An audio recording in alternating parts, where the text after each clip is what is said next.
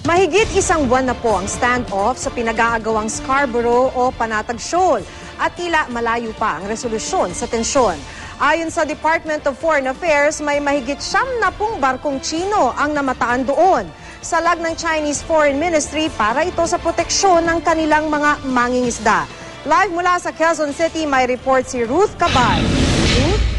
Makina-monitor nga ng Department of Foreign Affairs na parami yung Chinese fishing vessels doon sa Panatag o Scarborough Shoal.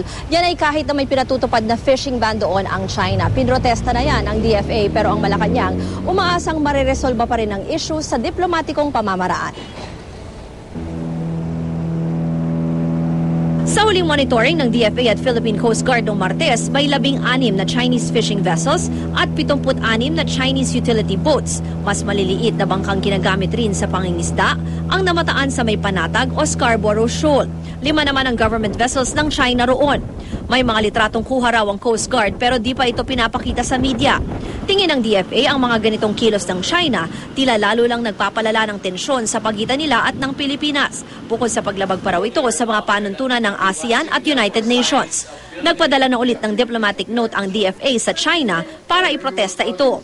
The Philippines, therefore, demands that China's vessels immediately pull out from Bajo de Masinloc and the Philippines' exclusive economic zone, and for China to refrain from taking further actions that exacerbate the situation.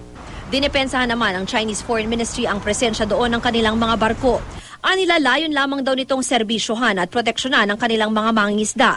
Sa tulong daw nito, umaasa silang makakapangisda ng matiwasay ang kanilang mga kababayan sa anila'y traditional nilang fishing grounds.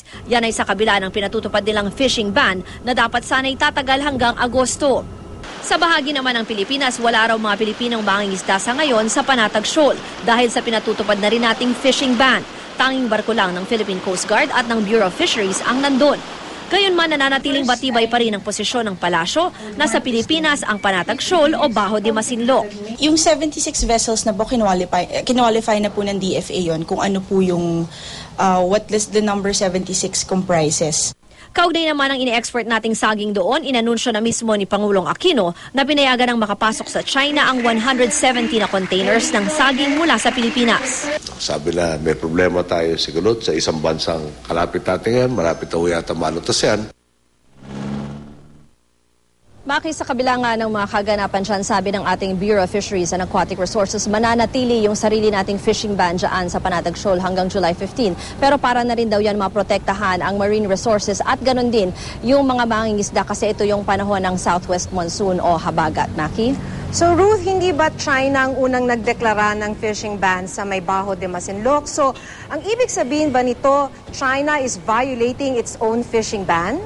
Actually, ginigiit nila na wala naman daw silang vina-violate na sarili nilang laws. Yan yung sinabi nila doon sa recent statement nila no, sa laws ng China. And also, ang sinasabi rin nila, gina-justify nila yung pagkakaroon ng additional vessels dyan para daw maprotektahan yung sarili nilang fishing vessels at sarili nilang area against what they called ay provocative actions daw ng Pilipinas. Maki. So, kumusta na daw yung diplomatic talks? May balita ka na ba? Dahil isa sa sinasabi ng DFA, ang isang paraan na gusto nila para maayos daw itong gusot na to ay idala daw ito sa International Tribunal on the Law of the Sea. So, may balita na ba tayo kung naidala na ba o nasaan na? Ito, nasang punto na sila dito sa ITLOS?